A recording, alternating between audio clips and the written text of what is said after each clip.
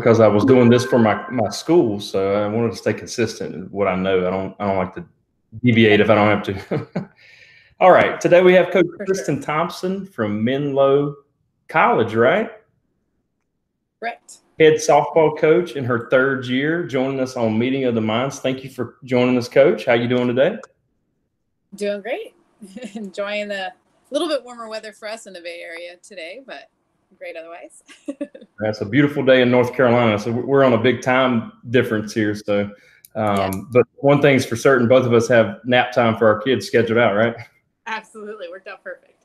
It's perfect. So, how's things going? How was the season going before COVID hit? Were you guys doing well? We were. Yeah, I think that was probably the hardest thing of it all. I said third year. I guess this is my fourth year at Menlo that I just finished. It's amazing how they blend. You didn't finish it, so it doesn't count, right? So this year was my first class that I hadn't recruited them in, but I had them for 4 years, and so it was the toughest thing watching the seniors not get to finish. They had really grown over the years, understanding not just athletically, but really understanding the culture we wanted, what it took to get there. And we were really right on track for having a great year. We were already at where we were so far. We were basically tied for first in our conference. So we were sitting at second place, but we had split with a team that I knew that was going to be our top team to beat. So it's a hard one to end, especially for them having so many years of trying to get better and better and better and get back to that postseason tournament and going farther. So, but they've left a great legacy. So the hope is that we just pick up where we left off and have a lot of momentum moving forward into next year. So absolutely. Second day in a row, I've had the pleasure of interviewing a softball coach, and you both mentioned that senior class. Being a coach myself, I understand how emotional that can be. How'd you break the news to them? We were all together. It was pretty rough. We had we were home over spring break, so we had played the weekend prior. We were looking to have a couple teams up Friday, Saturday, and Thursday. They said, "Hey, we're not coming because of the COVID situation," and we figured, "Oh, okay, a couple weeks and we'll be fine." And right. Then so we kept them on campus until through the weekend. So Saturday it was raining, but we got together, did like kind of a game day, just kind of hung out. And then Monday morning we planned to get out on the field, and we got the word that we were shut down for good. So we met they knew as soon as I called a meeting versus meeting out on the field that meant it was it. So it was devastating for them. It was pretty rough. We had a lot of tears, but it was good I was glad we were together. So that was nice. But it was pretty abrupt ending because they were all basically going to head home after that. They were clearing campus. So it was like, okay, turn in your gear and we're done, all within a day. So yeah. I can only imagine. That's got to be tough. We got 3 middle school baseball games in myself, and it's just, I know it's a little different when you're dealing with college athletes and middle school baseball players, but you still feel for the kids. How have you been in contact with your team and your program throughout this situation we're in? I think one of the benefits that came out of it was the realization of the use of Zoom. That's how we've been mainly communicating. That's how they went all to online classes, and they were utilizing Zoom at Menlo. So we were meeting pretty much each week. We already, as a team, break into academic groups and meet with a coach usually every other week. So we continue that through the end of the semester with different people on my staff. So we divvy them up. So that was a way to kind of keep in touch. And then we were meeting at least once or twice a week just to check in, see how they're doing. One of the things we do to establish our values or remind ourselves of our values is each day of the week kind of ties to a different value or aspect. So like we have, our we call it Trashy Thursdays, but it's Gratitude Thursday because we usually pick up trash as a form of gratitude. Or we have our Mental Mondays, and so what I would do is I was sending out, like, we have a group me as well, so we would check in through that. So I'd send out, hey, it's Team Tuesday, send something that a way that your teammates picked you up today, those types of things. So just kind of ways to kind of keep them engaged as a team, keep them positive, just checking in. And then we actually, one of, I think the most enjoyable things we did was we had our alumni jump on a call. So it was about a month out. I've always wanted better connected to our alumni. And so I put it out to them and like, hey, anyone want to jump on a Zoom with us? And we ended up covering multiple generations, which is pretty awesome. So more than what I've even had at our alumni game, we were able to connect with some different classes that we hadn't seen before and get their perspective on what it was like when they played there. And what we have Ohana is kind of our, or not kind of is, it's kind of our theme as a team, being a family on and off the field. And so what that was like when that started, what's the history behind it. And it was really kind of exciting to finally be able to do that. And I trying to get people in person was just never happening. And so it was really great to have that opportunity. Something I'll definitely continue as we go forward. Absolutely. So you could say there are some positives of having the corona pandemic, right? And it was great for the seniors, I think, especially because they were we had our incoming come on the call. We had our current athletes. We had our seniors that were graduating. Then we had the alumni. So the alumni spoke to all aspects. So even to the seniors that were graduating, like giving them encouragement on next steps, moving forward, life without softball, what does it look like, that type of thing. So it was a really encouraging time. Yeah, most of these young ladies have been playing softball all their life, and then just to have it snatched like that is just terrible. It's one thing to know it's your last game. It's a whole different thing. I can't imagine, just because literally it was a week after our last game that they finally realized that was their last outing, Right. And the beauty of it, they really had left it all on the field in those games. We played a tough opponent, so it was exciting in that regard. But yeah, you just literally never know. Yeah. Right. I want to go back up. You said values. Menlo, what you guys talk about? What are your core values that you discuss? We talk about team focus is a huge one, responsibility, grit, and then gratitude gratitude ties across our whole entire athletic department. Our goal as a department is to have athletes that personify gratitude when they leave. That's what we want to look different as.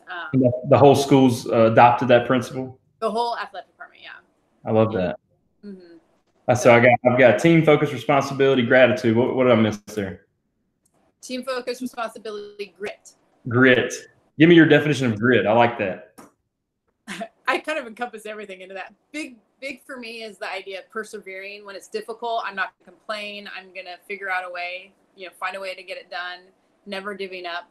I wasn't the most talented athlete. I just worked harder and lasted longer than anyone else in order to earn my opportunities. So, and it was pretty awesome that, to be able to, I went to Humboldt State and we ended up winning a national title my freshman year, and to be able to continue to be a part of that program and then earn a starting spot, earn a scholarship. Like I just walked on. I was like, it wasn't the same recruiting like it was now. And so, so it's, that I think is a big key for me. It's just like, you've got so many people that have gone before you. And it's that idea of that grit to keep, it's a way to give back in a sense of gratitude as well. But just that idea of we're going to push through and we're going to find a way to get it done. Right. So. We chatted a little bit before this and discussed the mindset principles. In hearing what you said, two of them are apparent in the way you coach, and one was the gratitude. That's everybody's doing that. The first thing we tell our athletes every day, you have to say, "I'm thankful for the opportunity to play whatever sport: softball, baseball, basketball." And then, what else did you say? We're aggressive and relentless, no fear of losing, making mistakes, and never giving up. You said something about never giving up. So those are the four principles we live by. Exactly. That's awesome. Well, seeing the idea of where you just talked about no fear, right? And creating an environment where our athletes are not afraid to fail. Like, I want them to, because that was honestly, again, another thing that I struggled with. I wish I had all this mindset stuff when I was playing, let's put it that way. Oh, yeah. But that was my big fear, was failure, right? So it would always, I didn't just jump out there and go for it. Whereas I feel that as a coach, I want to create an environment where they know I want them to push themselves beyond their limit. I want them to push themselves to the point that they're failing, because it's not a failure. It's an opportunity to learn. It's an opportunity to grow. really stressing the kind of like mindset aspect of things. But that's something I think our seniors really embodied well. And that's part of that Ohana, that family team focus, is creating that environment where they can push themselves to that point. They can play without fear. They can play for each other rather than just playing for themselves, and understand the value and the pressure takes off of you when you're not worried just about you, when you think about other people. Yeah, absolutely. I'm going to ask you this. Am I frozen? Because you're kind of frozen on me. I don't, let me see if you're, I know I feel like I was jumping in and out. Yeah, it's like I'm seeing the same pose. It's okay. I've still got the audio, so we're good. I'm not seeing your actual video. I'm just seeing your headshot. So. Okay. I mean, you're Right. Let me jump out. I don't know if I should jump out. We got the audio, so I'm good with it. If you're good with it, is that okay? I'm wondering if I could just reset. I just realized I'm on my husband's email. Does that help? Like it's Christen Thompson instead of I don't know if that helped or not. Can you see me? No. Oh, yeah, no, I can see Okay. It's just a little choppy, but we're still recording. We got audio. I'll be good.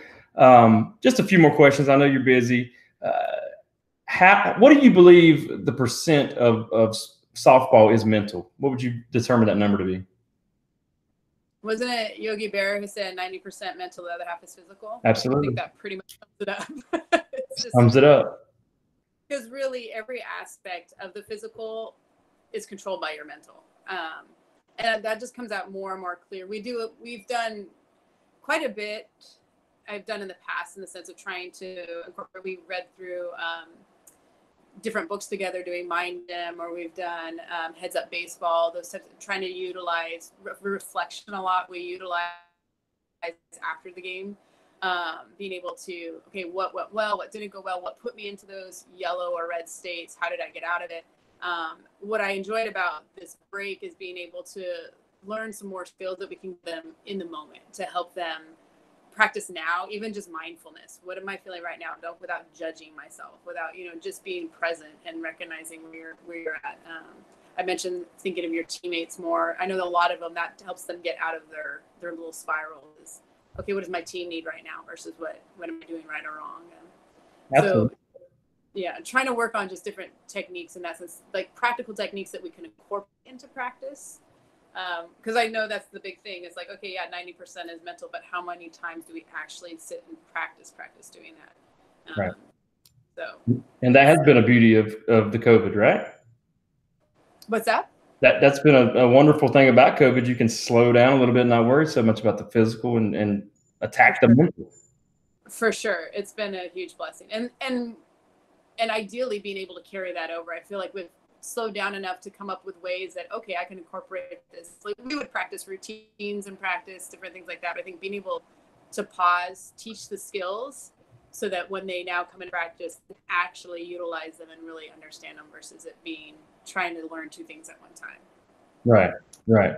And when I started as a coach, and you may be the same way, maybe not, I didn't think mental toughness is something that you could train. I thought it was something you either had or you didn't have. What do you feel on that subject? I think I had a little bit more of a growth mindset in the sense of when I played, I probably felt like it was more I just had it or didn't have it. I think as I began coaching, I began relying on it more and doing a lot of study in that regard, just in the sense of needing it to be able to help understand how to help them, right? Yeah. Most of the time, it had nothing to do with and I think especially because you would see them be successful and be like, why is this not translating? It's not physical. Like I know they can do it in the cage. They should be able to do it live. Right? Like, so it's those type of things. So it's definitely, but how to train it, I think is exactly the part that's tough. I could say, oh yeah, it's mental, but what are those specific skills that you can actually practice? Like you're saying, that part is tougher. Right. Like those, specific skills that I can do that's going to make that mental side stronger. Absolutely.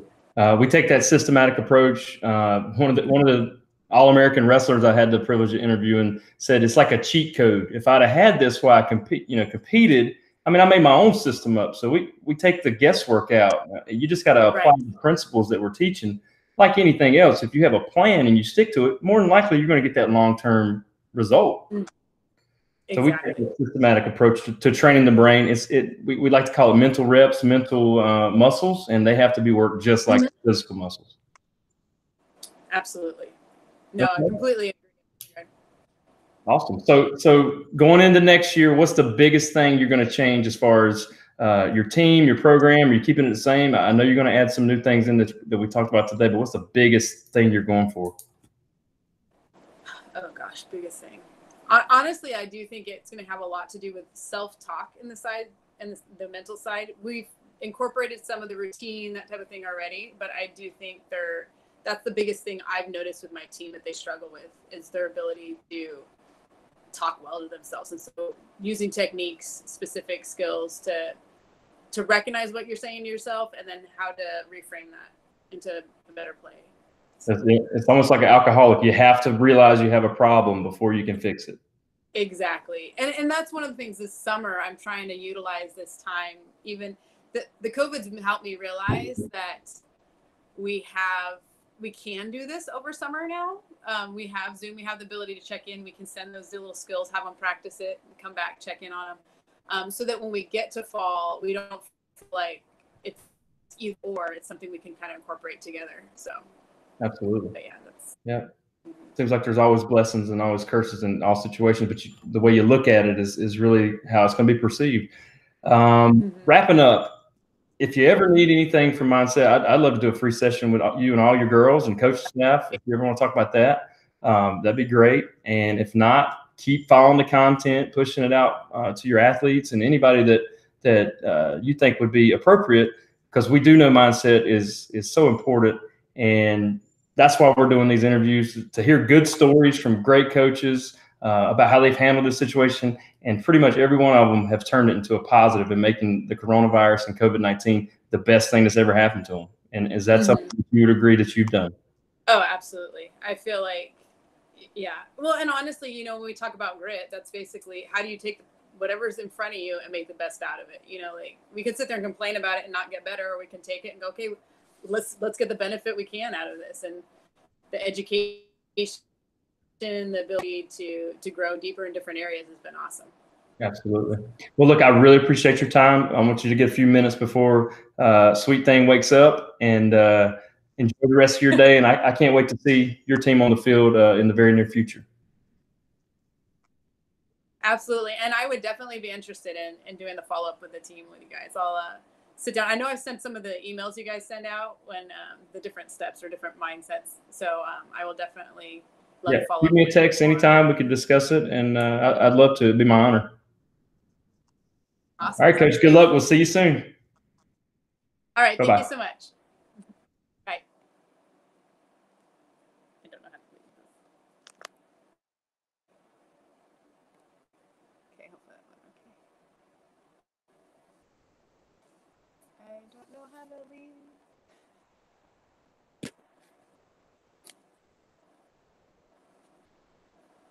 leave.